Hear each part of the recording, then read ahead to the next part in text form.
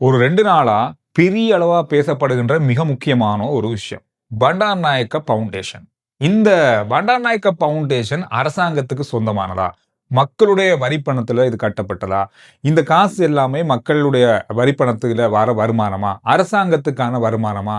சந்திரிகா தங்களுடைய சொந்த காசையா குடுத்தாங்க? இந்த மாதிரி நிறைய கேள்விகள் கடந்த மணித்தியாலத்துல வரைக்கும், இந்த நிமிடம் வரைக்கும் சமூக வலைதளங்கள்ல பேசப்படுகின்ற ஒரு முக்கியமான பேசுபொருளாக மாறியிருக்கு. இதுல முக்கியமா சொல்லப்பட்ட ஒரு விஷயம், சந்திரிகா அவங்களே முதல்ல சொல்ட்டாங்க. முன்னாள் ஜனாதிபதி சொல்ட்டாங்க. இது வ பண்டார் நாயக்கா பவுண்டேஷனால கொடுக்கப்பட்ட காசு தான்றத அவங்க தெளிவாவே சொல்ட்டாங்க.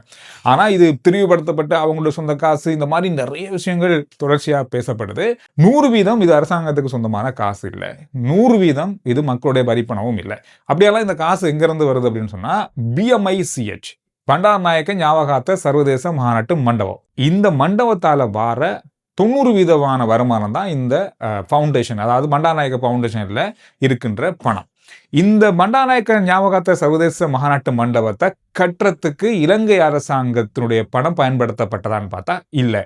100% சீன அரசாங்கத்தால கொடுக்கப்பட்ட ஒரு நன்கொடை. அதாவது பண்டார் நாயக்கா அவங்களுடைய நினைவாக இந்த கட்டிடத்துக்கான பணம் முழுதுமே சீன அரசாங்கம் தான் இதை கட்டி முடிச்சாங்க. அவருடைய நினைவாக இது வழங்கப்பட்டது. இது அரசாங்கத்துக்காக வழங்கப்பட்டது என்று பார்த்தா இல்ல. அவருடைய தனிப்பட்ட பெயருக்காகவும் அந்த அவருடைய ஆட்சி காலத்துல சீனாவுக்கும் இலங்கைக்கும் இருந்த மிகப்பெரிய உறவு, அரசியல் உறவு, தனிப்பட்ட முறையில பண்டார் நாயக்கா அவர்களுக்கும் சீனாவுக்கும் இருந்த மிக நெருக்கமான நட்பு, இதன் காரணமாக தான் இந்த விஷயம் இங்க நடந்தது. இந்த அமைப்பு எப்படி உருவாக்கப்பட்டதுன்னு சொன்னா, இது கட்டி முடிக்கப்பட்டது பிறகு இதை நிர்வகிக்கிறதுக்காக ஒரு அமைப்பு இலங்கையினுடைய சட்ட திட்டங்களுக்கு அமைய சட்ட திட்டங்களை அடிப்படையாக கொண்டு உருவாக்கப்பட்ட ஒரு தனியான பொது அமைப்பாகவே இது இருக்கு.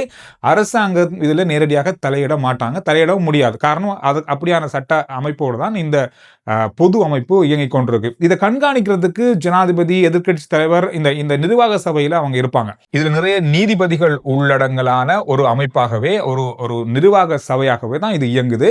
இதுல பண்டார் நாயக்க குடும்பத்தை சேர்ந்தவர்களும் முக்கிய அங்கமாக இதுல இருக்காங்க. அந்த அடிப்படையில சந்திரிகா பண்டார் நாயக்க குமாரதுங்க அவர்கள் இதுல இருக்காங்க. இனி வருகின்ற காலத்திலையும் கூட இந்த நிர்வாக சபையில எப்பவுமே அவங்களுடைய ஒரு உறுப்பினர் இந்த நிர்வாக சபையில இருப்பாங்க. இந்த பணத்தை நிர்வகிக்கிறது எப்படி என்ற அடிப்படையில இந்த நிர்வாக சபை தீர்மானித்து தான் யாருக்கு இந்த பணம் வழங்கப்படும், என்னென்னதுக்கு இதெல்லாம் பயன்படுத்துறாங்க அப்படின்றத அவங்க தான் தீர்மானிப்பாங்க.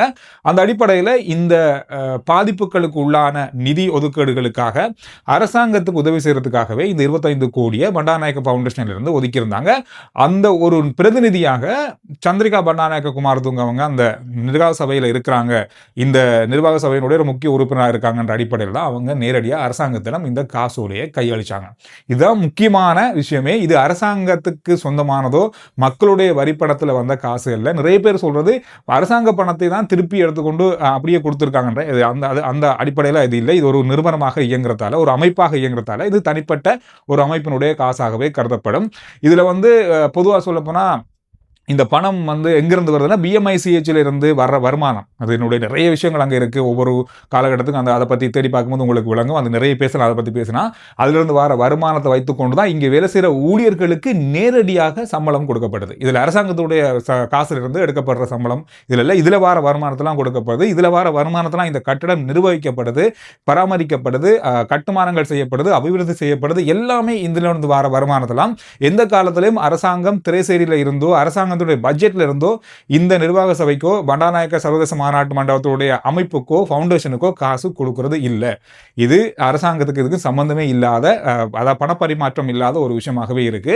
இந்த காசுகளை அவங்க பல கல்வி நிறுவனங்களுக்கும் அவங்களுக்குள்ளே இருக்கிற கல்வி நிறுவனங்களுக்கு பயன்படுத்துறாங்க. இந்த மாதிரி பல விஷயங்களுக்காக அவங்க பயன்படுத்துறாங்க.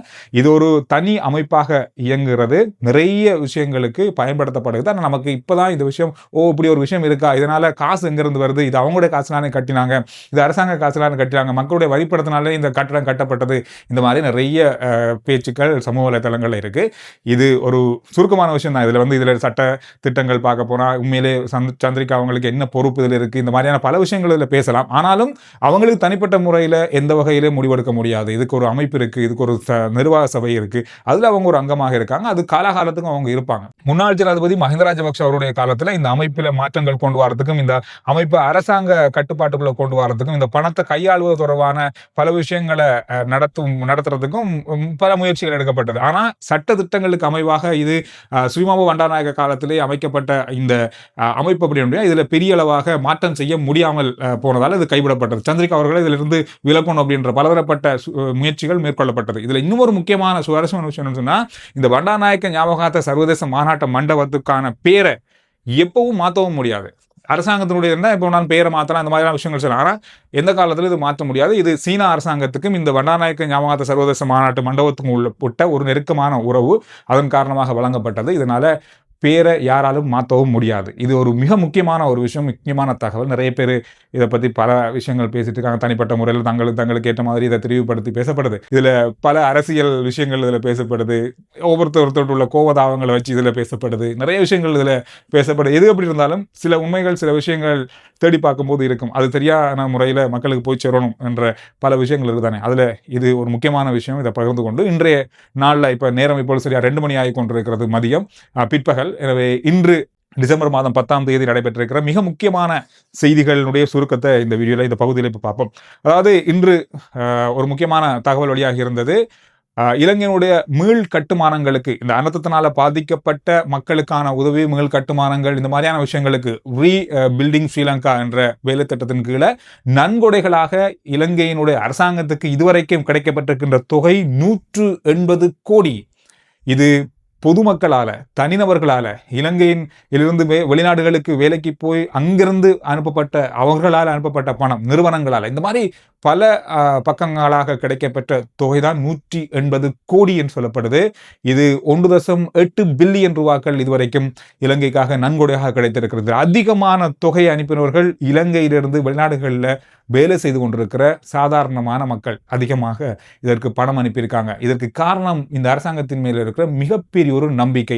இந்த பண்டாரநாயக்க ஃபவுண்டேஷனிலிருந்து காசு கொடுக்கப்பட்டதும் கூட இந்த அரசாங்கத்தின் மேல உள்ள நம்பிக்கையை வைத்து கொண்டு தான் அந்த நிர்வாக சபை இந்த பணத்தையும் கொடுத்ததாக சொல்லப்படுது. அந்த மாதிரி ஒரு நம்பிக்கை இருக்கிறதால மக்களே தனியாக அவ்வளவு பணத்தை அனுப்பும் போது ஒரு நிர்வாகமாக, ஒரு நிறுவனமாக இருக்கும்போது இதை அவங்க யோசிச்சதுல எந்த ஒரு பிழையும் இல்லை அப்படின்றதான் இப்போ பேசப்படுது. இதோட ஒரு முக்கியமான விஷயம், நீங்கள் வெளியிடங்களுக்கு பயணம் செய்கிற ஒரு காலகட்டம் இப்போ இருக்குது. ஏன்னா டிசம்பர் மாதம் அப்படின்றோடையா நிறைய விடுமுறைகள் இருக்குது. இந்த விடுமுறை காலத்தில் நீங்கள் வெளியிடங்களுக்கு பயணம் செய்வீங்க, எங்கேயாவது போகிறதுக்கு இருப்பீங்க, மழையா வெயிலா, எப்படி பாதைகள் இருக்குது அப்படின்றது மிகப்பெரிய ஒரு சந்தேகம் நமக்கு இருக்குது. இதனால் கூகுள் இப்பொழுது புதிய ஒரு நடைமுறையை இலங்கையில் அறிமுகப்படுத்தியிருக்காங்க.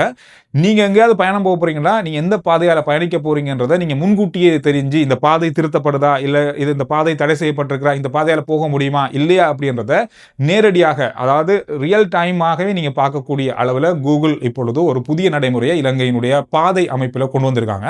நீங்கள் போகும்போது நாம் ஏற்கனவே போன பாதைகள் இப்பொழுது மண் சரிவால் பாதிக்கப்பட்டிருக்கலாம், அது மூடப்பட்டிருக்கலாம், அது திருத்த வேலையில் இருக்கலாம். இந்த மாதிரியான விஷயங்கள் எல்லாமே இந்த கூகுள் மேப்பினுடைய பகுதிகளில் நீங்கள் பார்க்கக்கூடியதாக இருக்கு. இப்போ புதிதாக அறிமுகமாக இருக்கிறது. இது டிசம்பர் மாதம் 31ஆம் தேதி வரைக்கும் இந்த நடைமுறை இருக்கும் அப்படின்னு சொல்லப்பட்டிருக்கு. ஆனால் இது தொடரலாம், இன்னும் இது தொடர்ச்சியாக இது இருக்கலாம், நிரந்தரமாக கூட இது இருக்கலாம்னு சொல்லப்படுது. போக்குவரத்து அமைச்சர் விமல் ரத்நாயக்க சற்று நேரத்துக்கு முன்பு அவருடைய எக்ஸ் தளத்தில் இது தொடர்பான ஒரு பதிவையும் பதிவிட்டிருக்காரு. டிசம்பர் மாதத்துல, இந்த மாதத்துல மட்டுமே இலங்கைக்கு சுற்றுலா பயணிகளாக 50,222 பேர் வந்திருக்காங்க. இந்த மாதத்துல மட்டும், இந்த 10 நாள்ல மட்டுமே, இந்த வருஷத்துல மட்டும் 21 லட்சத்தை தாண்டி சுற்றுலா பயணிகள் வந்திருக்காங்க. இதுல அதிகமா வந்தவங்க இந்தியாவில் இருந்தா வந்திருக்காங்க. 4,85,000 பேர் இந்தியாவிலிருந்து மட்டுமே வந்திருக்காங்க. இதோட தொடர்ச்சியாக கடும் மழை பெய்யக்கூடிய இந்த காலங்களாக இருக்கும்னு சொல்லப்படுது. வருகின்ற 13ஆம் தேதி வரைக்கும் அதிகளவான மழை வீழ்ச்சி வடக்கு கிழக்கு பகுதிகளில் அதிகமாக கிடைக்கும் சொல்லப்படுது. கடந்த 24 மணித்தியாலத்தில் முல்லைத்தீவில் தான் அதிகளவான மழை வீழ்ச்சி பதிவாக இருக்கு. இன்றும் தொடர்ச்சியாக அங்கே மழை பெய்து கொண்டிருப்பதாக சொல்லப்படுது. கடந்த 24 மணித்தியாலத்தில் 100 மில்லிமீட்டருக்கும் அதிகமான மழை பெய்யக்கூடும் அப்படின்னு சொல்லி எதிர்ப்பு கூறப்பட்டது. ஆனால் நேற்றைய நாளில் இன்றைக்கு வரைக்குமே 147.5 மில்லிமீட்டருக்கும் அதிகமான மழை முல்லைத்தீவில் மட்டுமே பதிவாகி இருக்கு. இலங்கையினுடைய மாவட்டங்கள் எடுத்துக்கொண்டால் கடந்த 24 மணித்தியாலத்தில் அதிக மழை வீழ்ச்சி பதிவாகிய மாவட்டமாக முல்லைத்தீவு பதிவாகி இருக்கிறது.